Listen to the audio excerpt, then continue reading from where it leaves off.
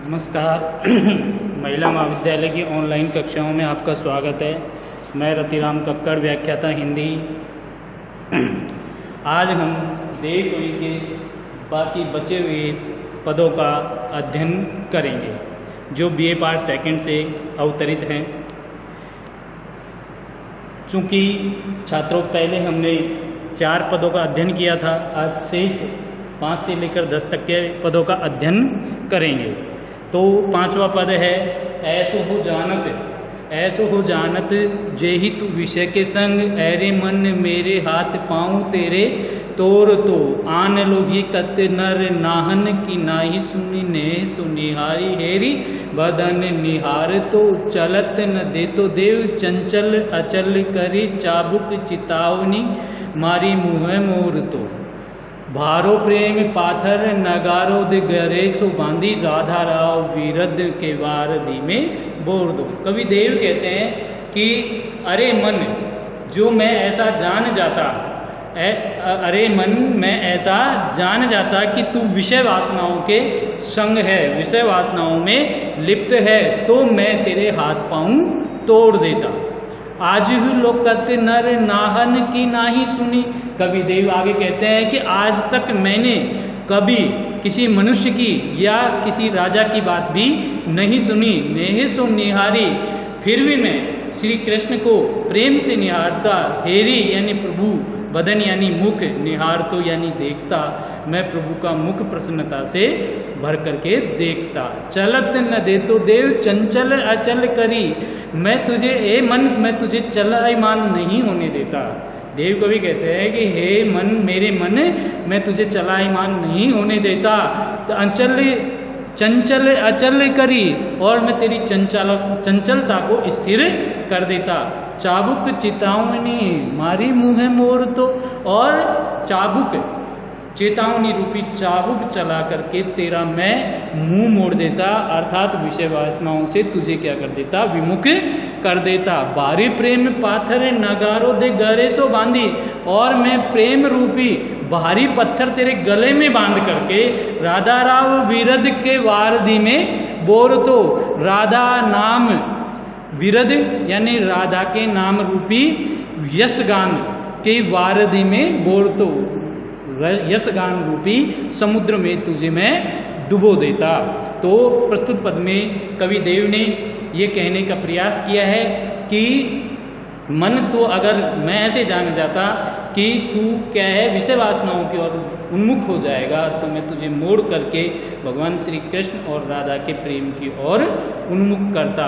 अनुप्रास और रूपक अलंकार का प्रयोग है, कवित्व छंद है। अगला पद देखते हैं। डार द्रुम पालना बिछोना नव पलन के सुमन जंगोला छोए, तन छवि भारी दे पवन झुलावे के कीर बतरावे दे, कोकिल हलावे हुल सावे कर तारी दे, पूरित पराग सो उतारो करी राइलोन, कुंद कली नायिका लतान सिर भारी दे, मदन महीप जी को बालक के बसंत ताई प्रातः की जगावत गुलाब चटिल कारी दे।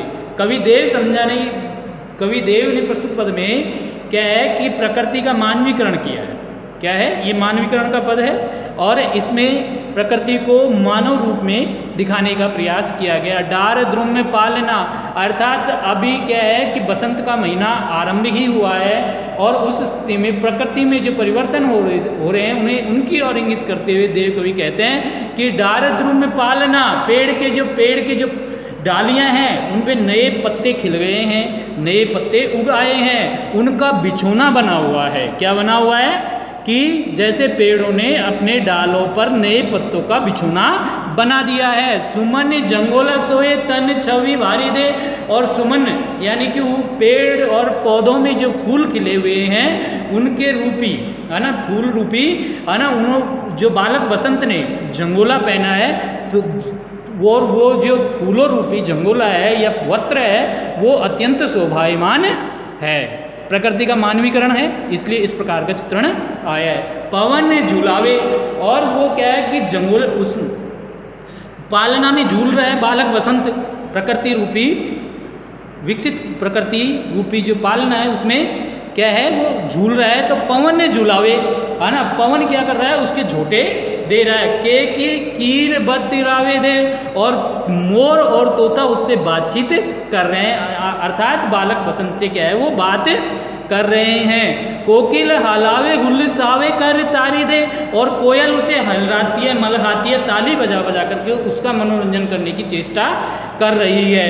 पूरी ते पराग से उतारो करी राइलौन, और फूलों में जो पराग, पूर्ण पराग विकसित हो गया है, उसी पराग रूपी राइलॉन से उसका उतारा किया जा रहा है। आना कुंद कली नायिका लतान सिर सारी दे, कमल रूप कमल की कली रूपी जो नायिका है वो अपनी लताओं से, है ना, सिर को ढक देती है, वो ना, मतलब न्योछावर कर रही है ना, सिर को न्योछावर कर रही है, यानी कि कमल रूपी जो कलियां हैं वो लता रूपी सिर से उसके ऊपर न्योछावर कर रही है, बालक बसंत के ऊपर। मदन महीप जी को बालक बसंत ताही, कवि देव कहते हैं कि मदन महीप राजा जो कामदेव है ना, उनका बसंत, बालक बसंत अभी छोटा है, और प्रातः काल में उसके साथ क्या हो रहा है, अंतिम पंक्ति में देखिए कि प्रातः ही जगावत गुलाब चटकारी दे, और गुलाब की जो कलियां हैं जो सूर्य उदय के साथ में ही,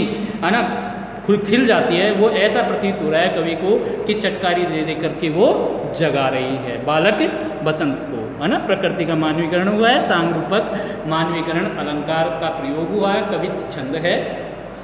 तो आगे चलते हैं कि 7वें पद में जब देखेंगे, जब ते कुंवर कान श्रावरी कला विधान कान परी बाकी कच्छ सुजस कहानी सी, तब ही से तेरु देखो देवता सी हंसती सी खिजती सी रिजती थी रूसती सी रिशानी सी, छोई सी छली सी छीनी लीनी सी कल छनी सी छनी छकी सी छीनी, जकी सी ठगी सी लागी धकी सी ठहरानी सी, बींदी सी बंदी सी विष बूढ़ी सी विमोहित सी, बैठी वह वक़्त विलोकत बिकानी सी।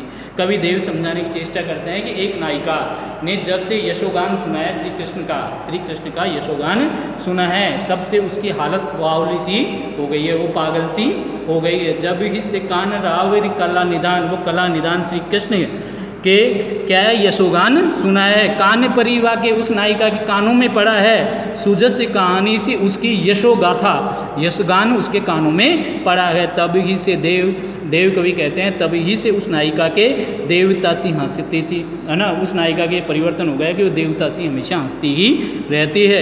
खिजती सी कभी वो खिंच जाती है, परेशान हो जाती है, रिजती सी कभी मोहित सी हो जाती है, रूसती सी कभी नाराज सी हो जाती है, विशानी सी कभी लुभाती हुई सी प्रतीत होती है, छोई सी विचलित सी लगती है, छली सी कभी ठगी हुई सी लगती है, क्षुब्ध सी छीनी सी है ना, कभी छली हुई सी लगती है, और छकी सी छीनी कभी लूटी हुई प्रतीत होती है, जकी सी कभी जिद्दी सी नजर आती है, ठगी सी कभी एक पल देखती हुई नजर आती है ना, लागी थकी सी कभी थकी हुई सी लगती है, ठहरानी सी कभी चंचल नजर आती है ना, बींदो सी बेंदी सी विष बूढ़ी सी विमोहिनी सी, कभी वो छिदी हुई सी नजर आती है, कभी बंधी हुई सी नजर, प्रेम में बंधी हुई सी नजर आती है, कभी विष में डूबी हुई सी नजर आती है, तो कभी विमोहित सी कभी मोहित सी नजर आती है। बैठी हुए बकत, वो बैठे बैठे अपने आप ही बड़बड़ाती रहती है, बेलोकत बेकानी सी कभी बकवास सी करती नजर आती है। अनुप्रास, उपमा, उत्प्रेक्षा और मनहरण छंद का प्रयोग हुआ है, कवित्व छंद है ना। और अगला जो पद है हमारा 8वां, कान राधिका कान, है ना। तो राधा श्री कृष्ण के चले जाने के बाद उन्हें पत्र लिखने का प्रयास कर रही है। जब वो प्रयास कर रही है, पत्र लिखने की कोशिश कर रही है, तो अपने आप में वो जैसे पत्र लिखती है तो उसको अपने आप में महसूस होता है कि मेरे पास पत्र आया, मैं श्री कृष्ण हूँ, ऐसा उसको प्रतीत होता है। राधा के पत्र लिखने पर वो क्या है, अपना ध्यान श्री कृष्ण का ध्यान करती है, उससे संबंधित ये पद है। जो उसकी हालत होती है उस हालत को कवि ने प्रस्तुत किया है। राधिका कान को ध्यान करे तब कान राधिका के गुण गावे, त्यो असवा बरसे बरसाने को पात लिखी लिखी राधा को ध्यावे। राधा हुई जाए के घरी के में देव सुप्रेम की पात ले छात लगावे, आपन आप ही से उर्जे सुरजे विरजे समझे समझावे। कि बरसाने में रहने वाली राधा राधिका कान को ध्यान करे, वो श्री कृष्ण का ध्यान करते हैं। तब कान भी राधिका के गुण गावे, तब वो स्वयं क्या है कि कान्हा बन जाती है, श्री कृष्ण बन जाती है और राधा की गुणगान करने लगती है। त्यों अश्वन बरसे बरसाने को, तभी उसकी आंखों से क्या है कि आंसू बरसने लगते हैं। अनपात लिखी लिखी राधिका को ध्यावे, और राधा स्वयं श्री कृष्ण को पत्र लिख रही है और क्या है कि स्वयं को ही श्री कृष्ण की जगह पर महसूस करते हुए श्री कृष्ण राधा का ही ध्यान करती है, अपने आप को कृष्ण मान लेती है और राधा का ही ध्यान करती है।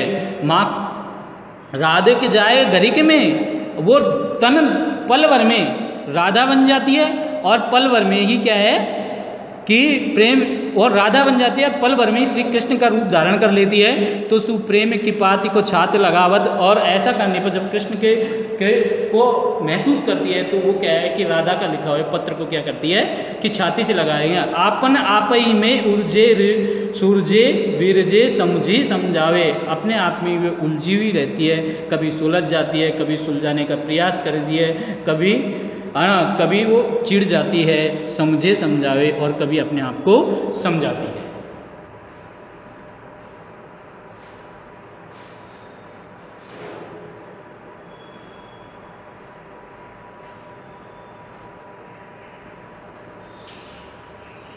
इस पद में कवि ने क्षण भर में श्री कृष्ण का ध्यान करती है राधा, और क्षण भर में क्या है राधा स्वयं के रूप में आ जाती है और रोने लगती है, से संबंधित पद था।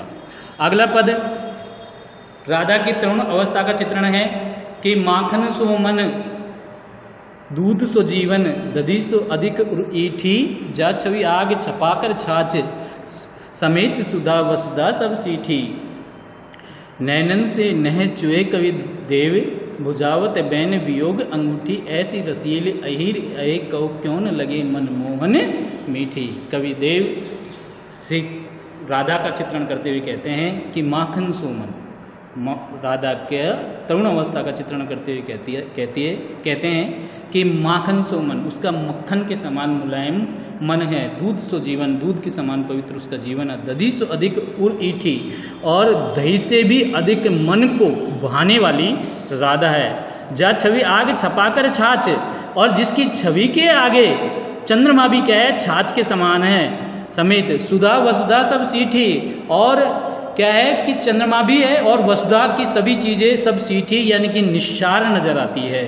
नैनन से नेह चुए, उसके नेत्रों से क्या है प्रेम टपकता है। देव बुझावत बैन वियोग अंगूठी, देव कवि कहते हैं कि उसकी वाणी वियोग की अंगूठी को बुझा देती है। ऐसी रसील अहिर अहे, कवि देव कहते हैं कि ऐसी रसीली अहिरी यानी अहिर की वो लड़की क्यों न लगे मनमोहन मीठी, क्यों नहीं श्री कृष्ण को मीठी लगेगी। ठीक है, तो मन को भाने वाली राजा का ये सुंदर चित्रण कवि देव करते हैं। तो अगले पद में देखते हैं कि जिसमें बसंत की मादकता का चित्रण करते हुए कवि कहते हैं, जो लास्ट पद है हमारा देव कवि का, को बचिए क्यों बचिए ये बैरी बसंत ये आवत हुयो बन आग लगावत, बौरत ही कर डारत बोरी, भरे विष वैर रसाल कात होत करे जन को किरचे, कवि देव सु कोकिल बैन सुनावत, वीर किसो बल वीर बिना उड़ जाए प्राण अबीर उड़ावत। कवि बसंत ऋतु में नायिका का चित्रण करते हुए नायिका की परेशानियों का चित्रण करते हुए कहते हैं, को बचिए यह बेरी बसंत पे आवत वो बन बाग आग लगावत, कि अरे सखी, एक सखी दूसरी सखी से कहती है कि अरे सखी कि इस बैरी बसंत से कौन बच सका है, इस बैरी बसंत से कौन बच सका है ना, कि आवत जो बन आग लगावत, जो आते ही बसंत ऋतु आते ही वन बागों में क्या है आग लगाते हुए आती है, अर्थात लाल पीले फूल खिलते आते हैं और हीरोइनी नायिका को वो क्या है आग के समान प्रतीत होता है। बोरत हो करे डोरत डारत बोरी, है ना, कि जैसे ही उसमें बोर बगर लगते हैं, है ना, तो ये क्या है बोरत ही करी डारत बोरी, कि जैसे ही आम के बगीचों में बगर लगते हैं वैसे ही वो बगर अपनी सुगंध से हमको पागल कर देते हैं। भरे विष बैर रसाल कात। फिर ये विष से भरे हुए बैरी यानी दुश्मन रसाल कहलाते हैं, आम कहलाते हैं, रसीले आम कहलाते हैं। होत करे जन को किरचे कवि, है ना। और ये क्या है, हमारे कलेजे के टुकड़े टुकड़े करते हैं। देव जो कोकिल बैन सुनावत, कौन करता है कलेजे के टुकड़े टुकड़े? कि कोयल के बैन, ये यानी कि कोयल की मीठी वाणी हमारे कलेजे के टुकड़े टुकड़े कर देते हैं। वीर की सो बलवीर बिना, है ना। कब नायिका दूसरी नायिका से कहते हैं कि भाई की सौगंध, है ना, कि बलवीर यानी बलराम के भाई भगवान श्री कृष्ण के बिना ये प्राण अबीर उड़ावत, है ना, गुलाल की तरह उड़ जाएंगे। तो ये हमारा देव कवि के पद थे जिनका हमने अध्ययन किया। देव रीतिकाल के रीतिबद्ध कवि हैं, हाँ, और इन्होंने सभी प्रकार से क्या है कि श्री कृष्ण की महिमा का गुणगान करते हुए अपने पदों की रचना की है, जो हमने प्रस्तुत अध्याय में इनका अध्ययन किया है। जो हमारे शेष थे, आज हमारा देव कवि का अध्याय पूर्ण होता है। जय हिंद, जय भारत।